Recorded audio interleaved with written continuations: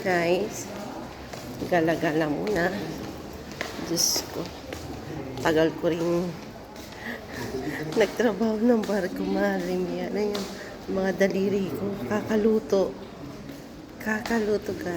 Pero masaya ako sa barko nagtatrabaho kasi yung mga tip, yung mga pinapakain ko. Yung mga pinaghahanda ko ng mga niluluto. Yun ang kagustuhan. Kasi masaya dun kumpara dito sa eto, nandito na naman ako sa Geneva. Alaga ko na naman yung mga aso.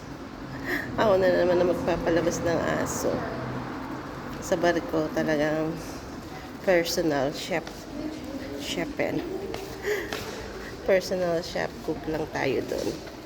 Yun lang ang ating papel pag nasa yate tayo. Lagi lang tayo nasa kusina. Kaya ito, tagal din, no? Kung hindi nasira yung hélice ng barko, 2 months din.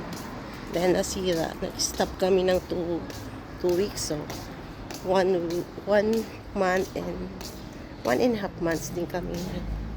1.5 months din ako nagluto. Na wala akong ginawa kundi magluto. Pati pag-serve ang mga bisita doon.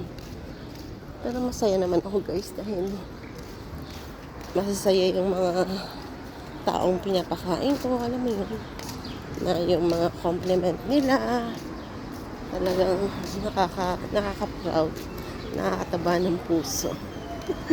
So ngayon nandito na tayo sa Geneva. Siyempre assistant na tayo ulit at kailangan yung mga alaga kong aso, yun na naman asikasuhin ko. Ay my God, masaya ako sa yate magtrabaho talaga, as in super saya. Lahat ng mga bisita ina-appreciate nila lahat ng mga niluluto ko, kaya grabe, masaya talaga ako. Yun guys, nandito na tayo ulit. Tayo ulit sa Geneva. Gala-gala tayo. At kailangan natin mag-send. Yan.